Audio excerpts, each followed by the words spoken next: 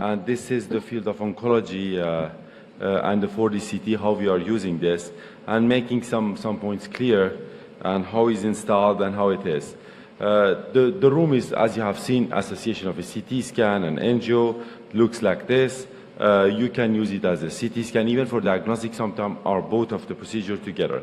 Again, as Boris told it, you know, Professor, I have done this in 92. You can imagine, this is 26 years ago, he was already using this, and that was it. That was in Japan. Today we have about 121 installations in Japan, and this is a long evolution to come. And finally, in 2015, they decided to go outside Japan, and they began to install the system. And we were the number 3 in France to have this. You know, Strasbourg is a region in near the border. We are in France, because sometimes the question if it's really France. Yes, it's France.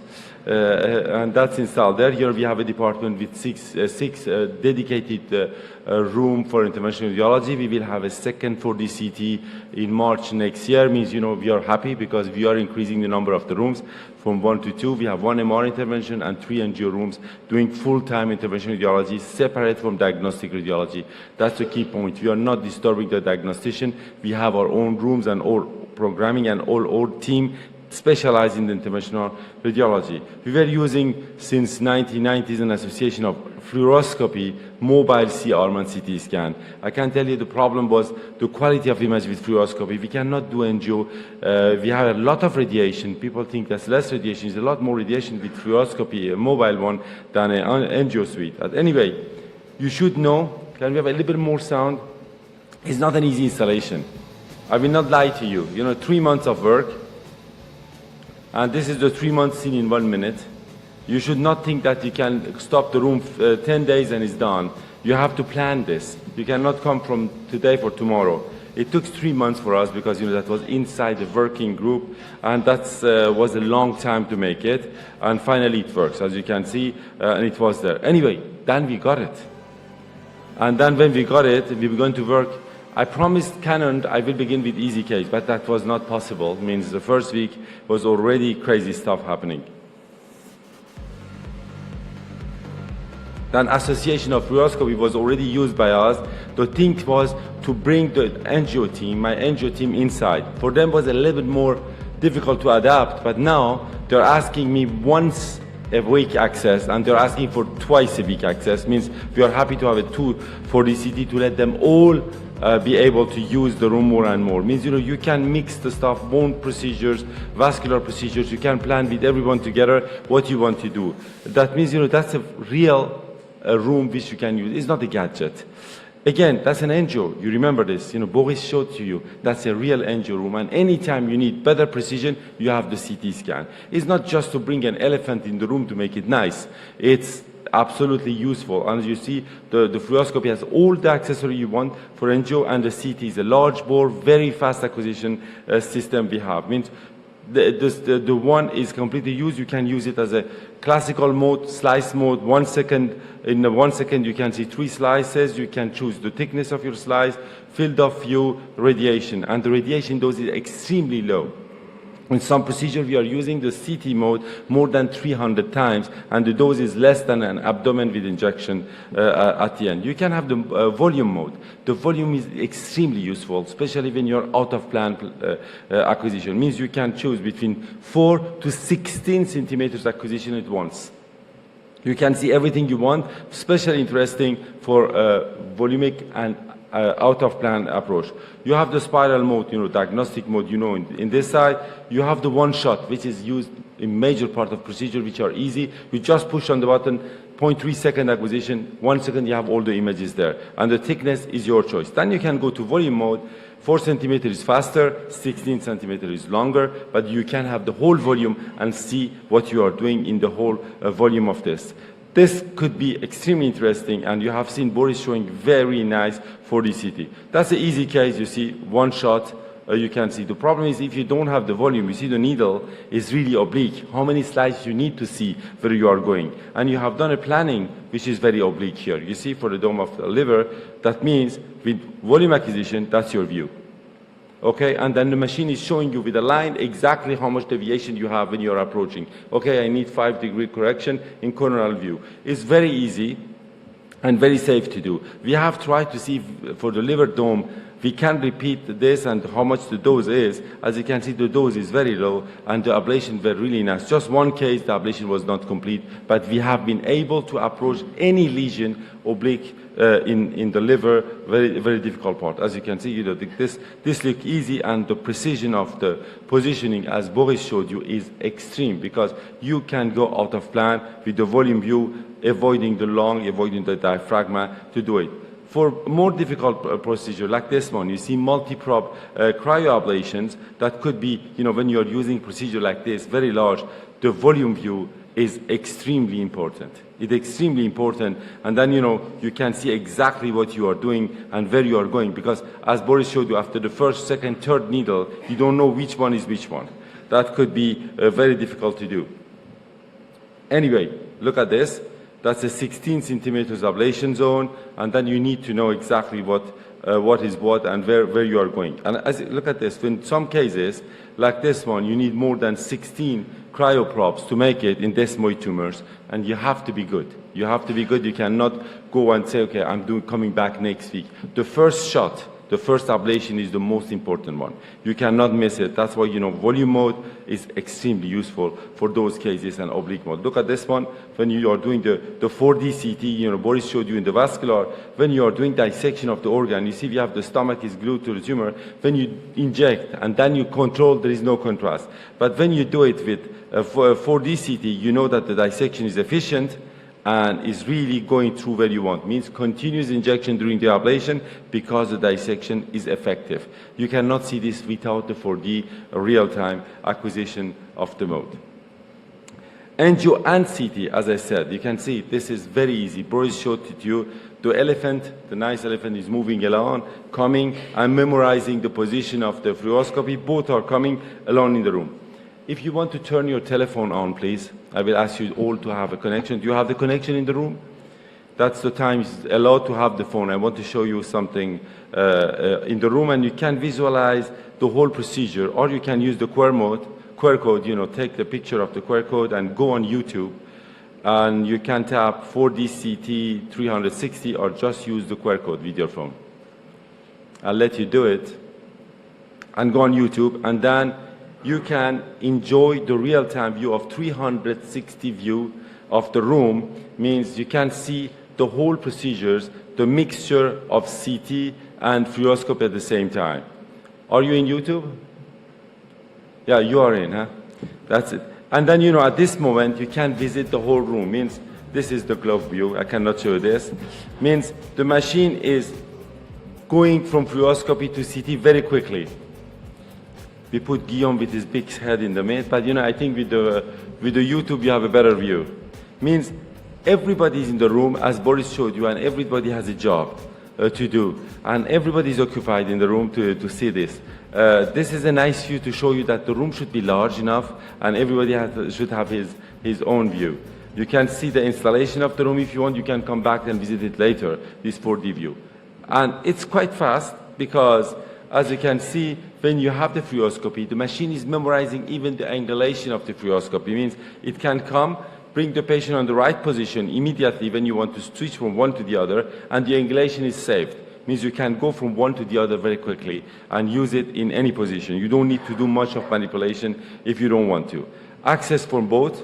Anytime you are in trouble, you go from one to the other one. That's very useful. As Boris showed you again, I don't see any problem with both together in the room. I cannot tell you about this. You see, when you have very difficult ablation like this one, you want to be sure that it's ablated, and you are injecting product in lifetime like cement or contrast, you need fluoroscopy. A good fluoroscopy means difficult procedure. Sometimes you need really, as Boris showed you, many examples. This like a hypervascular tumor, you can see that's a unique metastasis of a hepatocarcinoma, and this is very vascular. With hypervascular tumor, I can tell you, if you are not doing the embolization before, when they are large, you cannot obtain a complete ablation. The vessels are very efficient to cool down or to warm the tumor. Means in those cases, think always to do an embolization before doing the ablation. We want to do it as you have seen in one session, one sedation, everything done for the patient on the same table. Means I don't want to do the embolization 2 days before, bring back the patient to do the ablations, and safely doing this. Means you go in the room, you do the angio, you begin to do your embolization. When you have done the embolization with glue here, when it's done, immediately on the same procedure, the same sedation, the same position of the patient, you are coming, you do the cryoablation, dissection as you have seen, protection of the femoral nerve, putting a lot of ice forces to make it and to control it. And you can see you can obtain huge, huge ablation. And here we are going for tumor control. It's not palliative control. That's a single meds of hepatic carcinoma with a patient which is on control, and that means, I'm not going to ablate just 10% or 15% or 80% of the tumor, because it should be perfect. And as I said before, it should be always precise. Now, neurosurgeons are seeing our progress, and they are sending me more and more globe eyes biopsies, because you have your machine, you can do it. Now they are sending us, can you do these patients with this increase? I don't want to go back again. And you see what? Because we have the vascular view, if I have a problem for the carotid, I can opacify the carotid on the real time with 4D to know exactly where it is, like a bone biopsy, go through the bone. You see, I'm using both of them. You get in and you do your biopsy with very good result. The good news is we can do it. The bad news is they don't want to do it anymore. Means, you can imagine. Anyway, as Boris showed you, this is not only angio-CT suite. That's an angio-CT ultrasound suite. I'm repeating that always to the Canon team. Canon ultrasound is awesome. Just to tell them, I'm happy with the system, but the ultrasound is just an addition. I was not really thinking about it. I was calling the ultrasound the blind dog stuff, but I removed this sentence. It's not a blind dog. I'm a blind dog. The machine is my eyes in those cases. This is a typical case. Is a patient, 2 ablations done, renal cell metastasis. Okay, that's a renal case. Hypervascular, and again, you remember, embolization was not done, 2 large ablations performed, recurrence again. Then we said, okay, look, this lady has just 1 metastasis. Urologist told me, are you playing around these patients every 3 months doing something? Finish it, okay? And then we said, okay, this case, he need what? As I said, hypervascular metastasis, embolization first. Then second case, you're going. Here we are. First part, the NGO team. And now my NGO team is very comfortable in the room with us. At the beginning, CT was something they don't know how to use it, and now they're asking more and more. Means when you get used to it, you cannot come back. Another thing, Here we are going to the NGO room. They tried, as usual, the celiac. It was not the feeder in the celiac artery. Then they came back to the superior mesenteric artery. They find the feeders. Then, as Boris showed you many times, that we are going to do the embolization with association of the CT acquisition and the fluoroscopy. To do this, they have used gel foam because we just wanted a reduction of the vascularization of the tumor. When the embolization was done, they were happy. They pulled back. We came with them with ultrasound to find out the peritoneum, to puncture of it, because you don't want to do a huge hole in the diaphragm. We know now that the diaphragm is not resisting to our technique.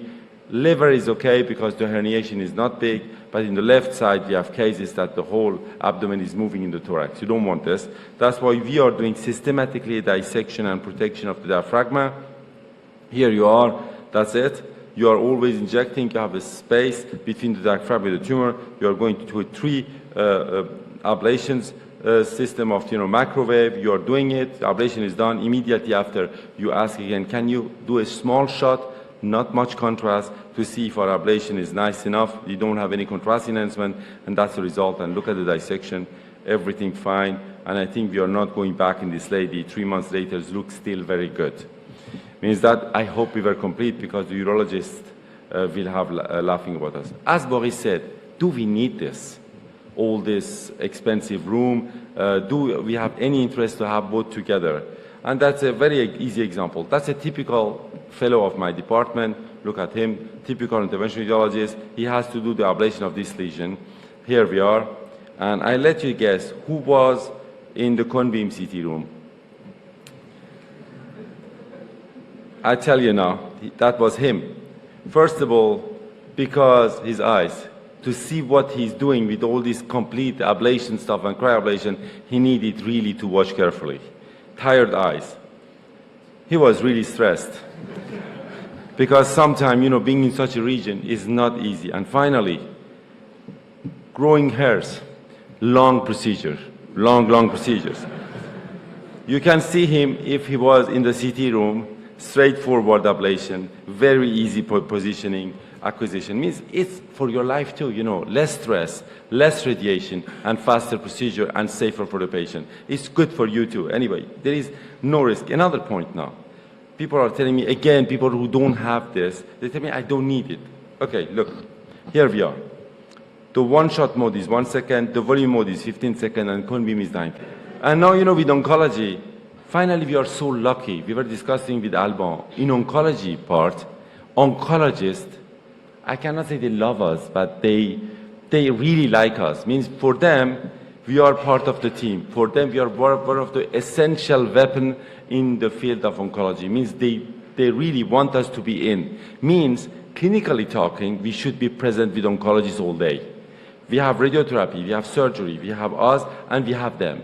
Means this is a gap we need to fill, and you need to be glued to oncologists, radiotherapists, and surgeons in the multidisciplinary team talking. Then they appreciate your presence. They want the biopsy again and again. Then they want you to treat. They want you to embolize. They want you all day with them. Means this is something, such a room are giving you a weapon to be part of very high level participation to cancer care. And the patient, he doesn't care, or she doesn't care what you have. Do you have a convenient CT? I have never seen a patient coming to me say, I want to be ablated. Do you have a convenient CT? No, they are not. They don't care what you have. They want you to be a professional doing it well. You choose in which operating room you're ablating this, MR, CT, ultrasound, go to PET CT, but you need to propose a personalized medicine to every patient. That's our job. Means better machine, better ablation. After Boris is always difficult to show a liver case. But anyway, look at the sarcoma patient. Do you see hepatectomy is done? He's a quite nice patient, very good survival, hepatocarcinoma fast growing. You see the infiltrative tumors. Means I cannot go and play around to do a small ablation. And again, with sarcoma, better to be good the first time because they will not be as much. Again, you see, here we need to be very precise positioning. We need to protect the diaphragm, and what is above the diaphragm is the heart. Even if the heart is resisting to temperature, there are cases of perforation weeks after ablations. Means you can perforate the heart. Don't go and try it. It is possible. Not systematic, but possible to kill the patient 4 to 6 weeks after at home because they rupture at home. When you're home. Means for such ablation, you need to have a very precise imaging. You see, a large ablation, a lot larger than what you are doing usually. Means for those cases, useful. For bone cases, fracture of the clavicle, single mets of the melanoma, you need to take care focally of the tumor. You need to do a full ablation of the whole lesion, and then you have seen is a fracture. You need to fix the fracture. You cannot just ablate the tumor, and you know you are not noticing it, but every time you move your arms, the clavicle is playing a role. If the clavicle is fractured, you are not using your arm. You cannot use it. Or you are a Buddhist, highly controlling the pain. It is impossible. And that's it. This patient is telling you, no, don't move my arm, you cannot examine them. Means you are going to do tumor control, focal ablation, and you need to consolidate. And for those cases, you need to be precise. Means you are doing a nice ablation, and at the end, you remember the Italian specialty, the ossobuco. You cook bone, it's soft. Okay? It will fracture. If it's not fractured, it will fracture. It's no question of science, it's systematically. Means at the end of the ablation, you need to go to put a screw, and in the mid, we have put some cement. The screw should not be held by the cement, okay? A screw is going from a solid point to another solid point. You know, a bridge. A bridge is going from one solid point to the other solid point. The people who are putting cement in the mid of necrosis put just a screw inside. It's just like a bridge in the mid of nothing. It is not working. Biomechanically, you should be very careful. Finishing with the last case, so Alban is happy. You see, I will let some time, huh? It's a patient, renal insufficiency, and we are very close with urologists and our surgeons. He told me, look, Afshin, it's a central tumor. Tell me, if you cannot do it, the team, I make a nephrectomy. The function is very limited. I think he will need anyway, a assistant afterward, but try. If it's not successful, we do it. And again, you see that's a central tumor. You remember hypervascular central tumor. Means I need something. I cannot do a big embolization because a central tumor means like a nephrectomy. I will kill the kidney. That's what we do is, we want to do an ablation, a large one. Let me see. Here we are. That's a large ablation, but during the ablation time, we have asked our angio team, that's Emanuele here, to put a balloon in the renal artery. Means when the needles are in position, they come in, they inflate for 10 minutes. Like, you know, when urologists are doing a nephrectomy, they clamp the artery maximum 30 minutes. For us, it's just 10 minutes. At the moment we are in, we say, please inflate the balloon. Inflate the balloon. No circulation of blood. You do your ablation. At 10 minutes, open the balloon, please. That's the towing time. We tow. And again, second phase, inflate the balloon, please, and we do it. And you obtain extremely large ablations. Extremely large ablation with this technique. And this is nothing new. Surgeons are using it for years and years. We are not inventing anything. We are just using another technique to do it. And you know what? The balloon was put by radial approach, means very easily and very safely. That is not much, but that's very useful. Think about this. All the time when you are doing a difficult ablation of the kidney, if you have something like this in the room, think about associating technique to make your result better. And it is working. You see, look at this. Nice, it's a heminephrectomy done, and this patient is doing well. And urologists are even, not happier with us because for them is avoiding a nephrectomy in a patient which is very fragile. It means that's a good case to show you. As you have seen, both this association is just not very, is not changing your life, but making it a lot easier and increasing your field of view. Many things you were not doing, say, oh my God, I need to do this first and come back to this, move the patient from one room to the others, and doing it, as Boris showed you, is not really more expensive. It's more cumbersome. It's difficult to install. It's not an easy installation. It is not easy, but it's feasible, but you need to plan it and discuss with it. Second point, discuss with your surgeons. They can come in the room and operate with you some difficult case. Some very difficult case of nephrectomy, partial nephrectomy. I tell them, you know what, the patient is very obese. Come in my room. We put a selective balloon in the artery feeding the tumor. During your resection, we just do the inflation of the artery feeding your tumor. So you are not putting the whole kidney in ischemia. We have done 2 cases, and they are very happy to doing it. Means coming in your room, first of all, they work with you, they are used to work with you, and they know you are image-guided surgeons. This is important. You are image-guided surgeon, you are equivalent to them, you do the same job. That's essential to consider. Thank you very much. Just the final image to tell you that in Europe, we have many centers, as you know, and then the last centers have been done is the Milano one. Thank you.